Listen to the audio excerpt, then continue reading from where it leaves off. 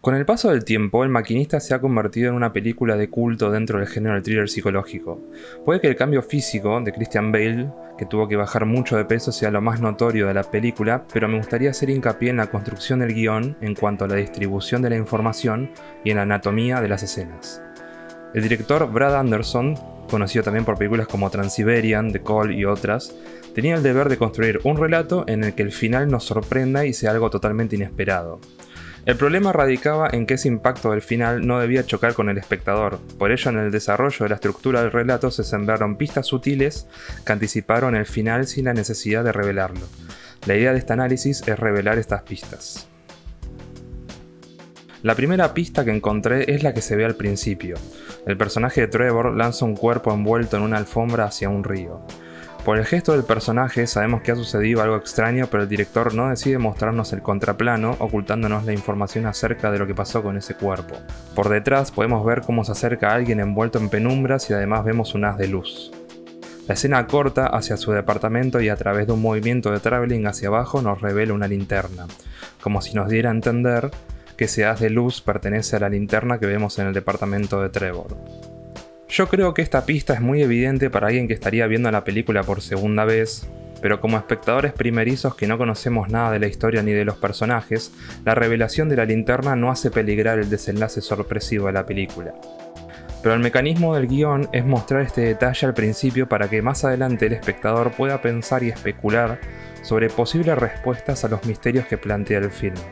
Esta sección del relato que se denomina teaser, que opera como una suerte de prólogo, manifiesta en el final de la escena el plano de un post-it donde está escrito la pregunta "Who are you? ¿Quién eres?", que nos prepara para dos cosas: preguntarnos sobre la identidad del personaje del alter ego de Trevor y la aparición de estos post-its sobre la heladera en su departamento, que serán un elemento clave en el desarrollo del guión. Cuando está en el bar del aeropuerto, la camarera se acerca a Trevor cuando él cierra los ojos. El personaje lo despierta cuando ella vierte el café en su taza. Podemos pensar que lo que sucede a continuación es simplemente un sueño del personaje, además que la camarera le repite el mismo diálogo que escuchó más temprano: si eres más flaco, no existirías. If you were any thinner, you wouldn't exist. If you were any thinner, you wouldn't exist. Es llamativo además el espacio dramático que se eligió para desarrollar esta acción, como si el aeropuerto sea una metáfora de un escape. Personifica ese deseo de huir de todo lo que lo atormenta, pero la culpa parece ser que es lo que lo mantiene atado a la ciudad. Más adelante vemos el plano de reloj que no avanza y refuerza esta idea del espacio onírico, sumado a que esa hora fue cuando aconteció el accidente de auto que más adelante la película nos revelará.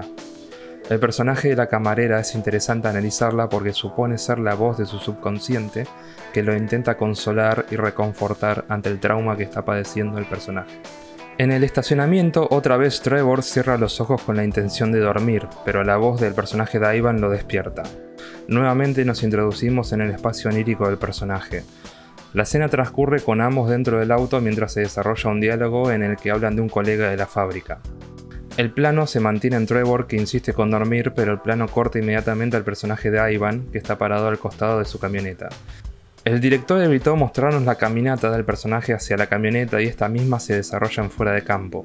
Esta decisión visual tiene la intención que la aparición del personaje en su totalidad sea un impacto para el espectador, y le da un carácter siniestro al personaje de Ivan. Ahora, en la escena del bar, cuando Trevor conversa con Ivan, el bartender se acerca y le sirve un whisky en el vaso. Su mirada se mantiene en Trevor todo el tiempo y no la desvía hacia Ivan en ningún momento. La mirada es muy potente en el cine y construye un subtexto que en conjunto con el montaje generan un efecto determinado. Si analizamos la anatomía de la escena, vemos que la escena comienza con el plano de Trevor bebiendo, el bartender acercándose y le sirve un whisky. Ivan exclama un diálogo y la mirada de Trevor se dirige hacia él, pero el bartender mantiene su mirada en Trevor. Esta decisión creativa de la mirada se corresponde con la idea de sugerirle al espectador una no presencia, una presencia virtual del personaje de Ivan que solo está en la mente de Trevor.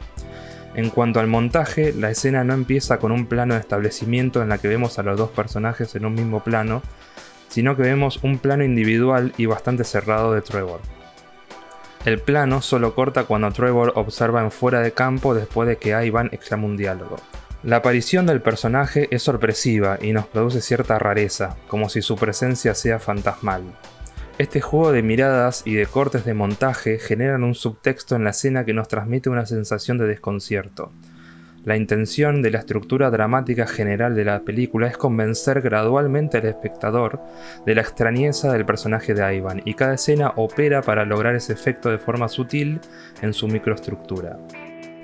En la misma escena del bar, Ivan le muestra a Trevor su mano deforme y destrozada, que no es más que la mirada retorcida de Trevor relacionada con el accidente en la que uno de sus colegas pierde su mano.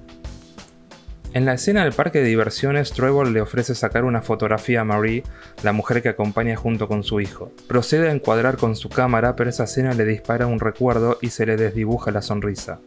Más adelante vemos como en un álbum familiar hay una fotografía exactamente igual en la que se retrata a Trevor de chico junto con su madre.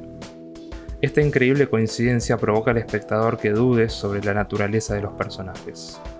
Me gustaría detenerme brevemente en la iluminación de la película.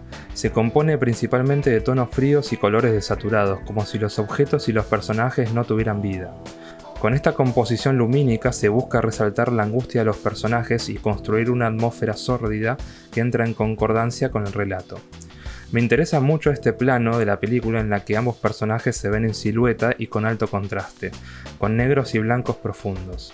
Esta escena, que aparentemente desde el contenido es algo cotidiano como lo es un diálogo amistoso entre un hombre y un niño, cambia totalmente de carácter al exponernos una imagen oscura que nos transmite inquietud y angustia. Con este ejemplo vemos cómo a través de la forma fílmica, en este caso la iluminación, podemos invertir el efecto que se genera desde el contenido, como lo es un simple diálogo entre dos personajes. Puede que lo que sucede en la escena cuando Trevor y Nicholas están en el juego sea todo muy evidente, pero me parece interesante de todas formas mencionarlo. Todas son imágenes que se encuentran en su mente con relación al accidente, como la mujer que llora en una tumba, el cadáver de un niño, una persona en la horca junto al cartel de culpable y cuando el auto choca la figura del chico. Cuando Trevor se dirige a la casa de Marie, Trevor observa el reloj de aguja indicando la 1:30, la misma hora que él había visto en el aeropuerto, y se corresponde con el accidente. Además, nos revela dos objetos dentro del departamento de Marie que más adelante veremos que en realidad pertenecen a Trevor, como este muñeco y el bowl de cristal. Cerca del final sabemos que ese bowl de cristal pertenecía a la madre de Trevor, lo que también me hace pensar que él proyecta en el personaje de Marie una figura materna quien le ofrece contención y cariño. Teniendo en cuenta que el personaje de Marie es una creación de su mente, este espacio donde transcurre la acción podría ser el mismo departamento de Trevor. Cuando Marie le dice de ir a buscar más vino, Trevor camina hacia el pasillo como si supiera dónde está la cocina y Marie le da indicaciones. Por alguna razón se detiene antes de encarar el pasillo. Creo que el motivo es porque reconoce el lugar y por un momento duda sobre esa ficción que está creando, como si lo que está viviendo no es real. Pero finalmente se convence y se deja llevar por el relato que está creando en su mente. El director elige cambiar la iluminación para generar un contraste entre el departamento de Trevor y este espacio mental. Así permite que el espectador pueda diferenciarlos. Vemos una imagen más cálida con una tendencia a los tonos rosados, lo que da una sensación de tranquilidad, a comparación con el departamento de Trevor, que es más sombrío. En la película aparecen varias veces estas imágenes de bifurcaciones que expresan una lección. La lección que tomó Trevor después del accidente fue la de huir y nunca entregarse a la policía. En esta elección es en donde radica principalmente la culpa del personaje. Pero en el final se le presenta nuevamente esta lección, huir o entregarse. Para subsanar su culpa, Trevor decide entregarse, lo que da fin a su conflicto interno. Hacia el final, se da de forma más evidente que el personaje de Trevor fue artífice de una ficción que él mismo creó, con personajes relacionados con el trauma de su pasado. Creo que hay una escena que simboliza un quiebre muy importante que desorienta al espectador y duda sobre la identidad de Ivan. Él llega con su auto, camina con Nicholas de la mano y entran a un edificio. Si no fuera una creación de la mente de Trevor, este acontecimiento no tendría coherencia dado que ni Nicholas ni Ivan tuvieron una conexión en alguna escena previa en el relato. El film termina con el principio. Podemos ver qué sucede cuando se desenrolla la alfombra y se nos hace más evidente quién es Ivan, que fue el interrogante del principio. ¿Quién eres? Estos son los detalles y las sutilezas que pude detectar en la película. Si pensás que hay otros que merecen ser mencionados, por favor comentalo abajo. Gracias por ver este video, si te gustó no te olvides de suscribirte, compartir este video y darle un like. Mi nombre es Pablo Pujadas y nos estamos viendo en el próximo video.